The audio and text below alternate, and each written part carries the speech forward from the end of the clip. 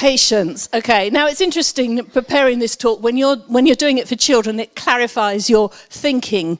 And as I was thinking of all these different scenarios for the children as to where you would need patience, I was thinking, well, what is it that's the common denominator between all those things? Because they are very different scenarios. And I realised what it was is that these are all occasions where we are not in control of what happens. And that's hard for those of us who are doers or problem solvers, because we want to solve the problem, don't we? But we can't. We're put in this helpless situation where we can't actually do anything. So we maybe know that something's going to happen sometime in the future, but we don't know when. And all we can do is wait. We can't make it happen any quicker.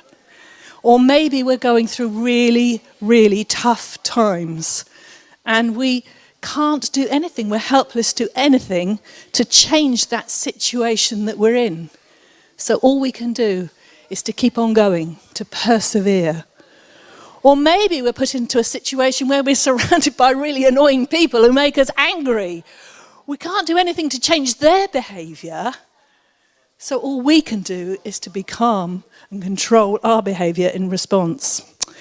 Now, in the Bible, there are different Greek words for the word patience, which reflect these different things.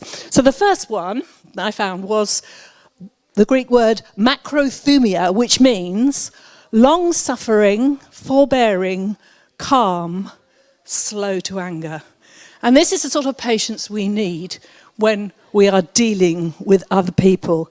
And of course, this is the sort of patience that God has with us. We associate the word long-suffering with God, don't we? In Psalm 86, verse 15, it says, "But you, O Lord, are a compassionate and gracious God, slow to anger, abounding in love and faithfulness." And of course, whenever we're dealing with other people, let's always remember that God is patient with us. God is long-suffering with us.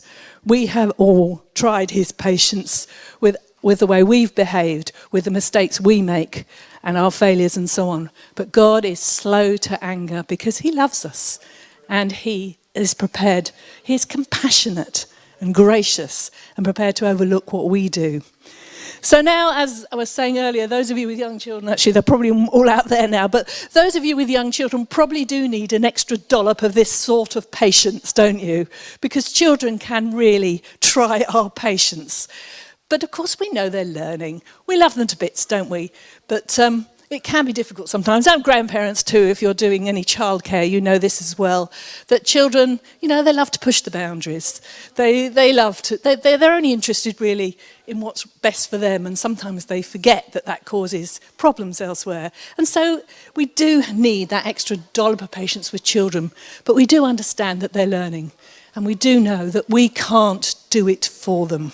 We can help them and guide them along the way. But in the end, they're the ones that have to do it for themselves. So we do need that extra dollop of patience when we're dealing with children. And of course, when children become teenagers, don't let them hear what I'm saying out there, it doesn't become easier, it gets even worse, doesn't it? Because teenagers are even more trying to push the boundaries. They're finding their way in the world. They're learning what it is to be an adult, but they haven't yet become an adult. And of course, they want all the freedoms of being an adult without the responsibilities. And that can be a thing that makes us angry sometimes. And we have to just be calm and understand that this is their way of learning too. And we just have to be ready there to catch them when they fall, don't we? So we do need to be patient with other people who are still learning. And what about adults? Maybe like you, maybe you're like in a position like Moses was, where you're dealing with other adults who are just moaning and complaining all the time. And that's when you need patience. And let's spare a thought for Paul and Anthea while they're away, dealing with us, motley crew. Are we trying their patience by being complaining and moaning all the time? So let's agree while they're not here to actually be positive and supportive in everything that we do in this church. But other adults generally, don't they, can annoy us, can make us angry with the things they say. Maybe they've let us down. Maybe their actions are ones that we disapprove of, because, of course, not everyone's perfect like what we are. And sometimes it's our expectations of other people, isn't it? We expect them to behave in a certain way and they don't. And when they don't, that makes us really cross and really angry. But you know what? There is nothing we can do to change their behaviour. And getting angry and lashing out in anger, it may help us, but it may not help the situation at all. So these are the times where we really need this Holy Spirit fruit of patience, to remain calm, to be forbearing, to be long-suffering, and certainly to be slow to anger. So let's ask the Holy Spirit to give us that fruit of patience, to be slow to anger when people around us are behaving as the way we wouldn't expect. So, final verse, it says, therefore, as God's chosen people, clothe yourself with compassion, kindness, humility, gentleness, and patience. Bear with one another and forgive whatever grievances you may have against one another. Forgive as the Lord forgave you. So back to remembering what God did for us, we can then do for other people. And I think this sort of patience goes hand in hand with compassion and kindness towards other people as well. So that's one sort of patience. The other one, the other word I'm going to tell you in the Bible is hupomone. I think that's how it's pronounced, which means cheerful or hopeful endurance. To undergo or to bear trials, having fortitude, waiting, and persevering. Now, in Romans 5, I think, was that one you read earlier, Romans 5, in the modern version? This is the older version. It says, we rejoice in our sufferings because we know that suffering produces perseverance. And perseverance, character, and character, hope. And hope does not disappoint us. Now, the definition up the top is from the Strong's Concordance. I like the way it says cheerful or hopeful in brackets. Because let's be clear, sometimes when you're going through those tough situations, it is nigh on impossible to be cheerful or joyful, but we can be hopeful.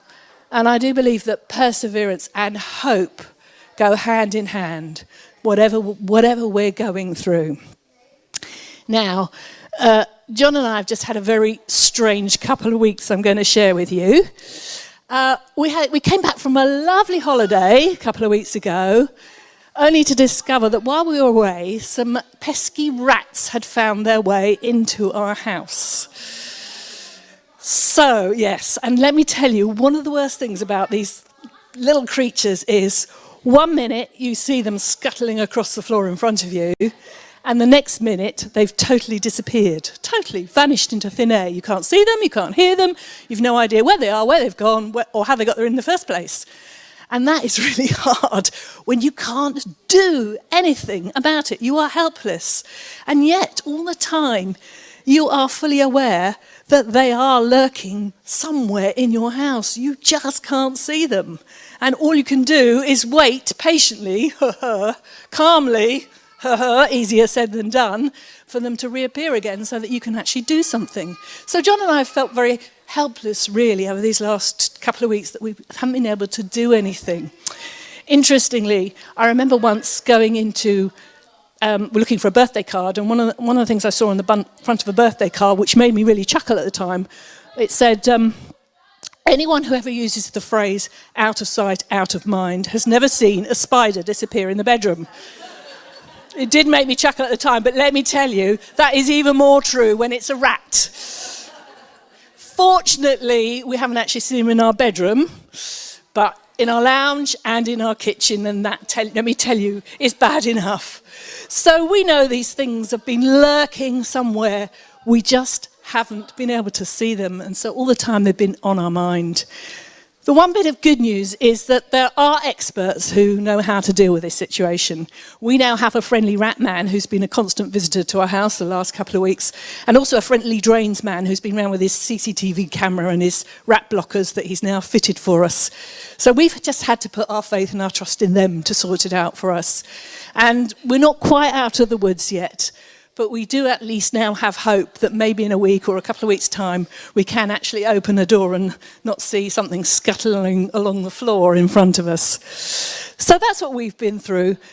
But as I share this, and even as John and I have been going through it, we've been very much aware that there are many people, including some of our friends in this church, and maybe some of you here this morning, that are actually facing much bigger, much more difficult situations than a few rats in your house. And what can you do? What can you do? If you're feeling, maybe one of the worst things is that you're feeling helpless, that you can't do anything about it. And yet, even as you go about your everyday lives, that problem is still there, lurking. Even if you can't actually see it, it's always there, lurking. And of course, the one bit of good news is that we do have an expert, don't we, for whom nothing is impossible. And the only thing we can do is to put our faith and our trust in him and put our hope in him, because this perseverance brings hope eventually. And he is the only one who can give us hope. Now, I know this is nothing new. We all know this. But I just hope and pray that those of you who are going through this right now, just by saying it again, it will be an encouragement to you to persevere, to keep going with hope in your hearts. Because I know it's tough, and really there are no easy answers, are there? Except to know that we can put our faith and our trust in God. So just a finishing verse for all of us, really, whatever our situation. Hebrews 12 says, "Let us run with perseverance the race marked out for us. Let us fix our eyes on Jesus, the author and perfecter of our faith." Okay, thank you. Thank you, Jill. Amazing. As always, Jill manages to teach and explain something in such a simple but deep way, which is brilliant. So thank you, Jill. Brilliant. We're blessed to have you here.